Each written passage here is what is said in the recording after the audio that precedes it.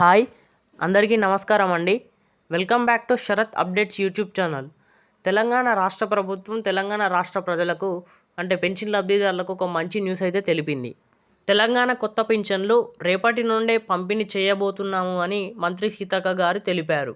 పూర్తి వివరాల కోసం ఈ వీడియోని పూర్తి వరకు ఎక్కడా కూడా స్కిప్ చేయకుండా చూడండి. అలాగైతేనే ఈ వీడియోలో ఉన్న సమాచారం మీకు పూర్తిగా అర్థమవుతుంది. అలాగే ఈ వీడియోని ఖచ్చితంగా లైక్ చేయండి.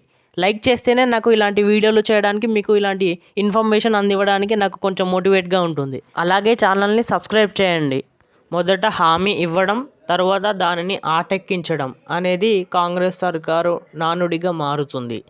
హస్తవాసుల పాలనలకు ఏడాదిన్నర పూర్తవుతున్న వారి హామీలను అమలుకు మాత్రం అతిగతి లేకుండా పోయింది. రోజులు నెలలుగాక ఏకంగా ఏళ్ళు కూడా దాటిపోవాల్సిన పరిస్థితి అయితే వచ్చింది. 6 గ్యారెంటీల ఆశ చూపి అధికారంలోకి వచ్చిన కాంగ్రెస్ 15 నుంచి 16 నెలల కాలం గడిచిపోయినా చివరికి ఒక్క హామీని కూడా వారు చక్కగా అమలు చేసిన పాపాన పోలేదు. దీంతో పెంచిన పింఛన్ కోసం ఇన్నాళ్ళు ఆశగా ఎదురుచూసిన పండుటాకులు, వితంతువులో కూడా తీవ్ర అసహనం వస్తుంది. ఇక దివ్యాంగుల పరిస్థితి మరింత దయనీయంగా ఉంది. 6,000 పింఛన్పై వారు అనేక ఆశలు పెట్టుకున్నప్పటికీ ఆఖరికి అవన్నీ అడియాశలవుతున్నాయి.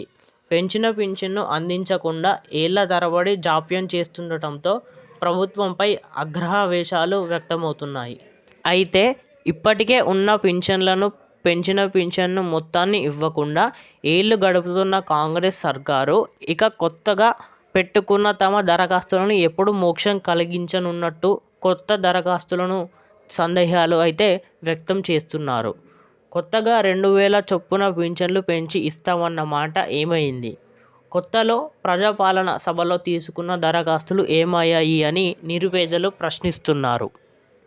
గత కేసీఆర్ సర్కారు వృద్ధులు, వితంతువులు, దివ్యాంగులకు 2,016 రూపాయలు, 4,016 రూపాయలు ఇస్తున్న ఆసరా పెన్షన్లకు తాము మరో 2,000 కలుపుతామని, తాము అధికారంలోకి రాగానే 4,016 నుంచి 6,016 చొప్పున ప్రతి ఒక్క అర్హులైన లబ్ధిదారి ఖాతాలో జమ చేస్తామని గత ఎన్నికల సమయంలో కాంగ్రెస్ హామీ ఇచ్చింది.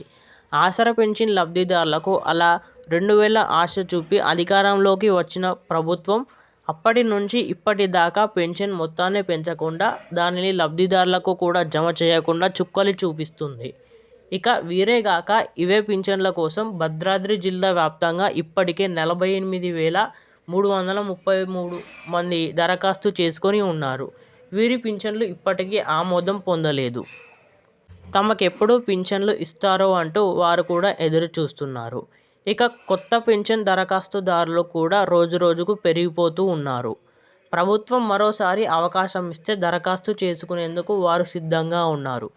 ఇప్పటికే మొన్నటికి మొన్న గ్రామాల్లో కేవలం 4 పథకాలు, ఇందిరమ్మ ఇండ్లు, కొత్త రేషన్ కార్డులు, రైతు భరోసా, ఇందిరమ్మ ఆత్మీయ భరోసా పథకాలను మాత్రం ప్రభుత్వం నూతన దరఖాస్తులను ఆహ్వానించినప్పటికీ కొత్త పెన్షన్ కోసం మరికొందరు దరఖాస్తు చేస్తున్నారు.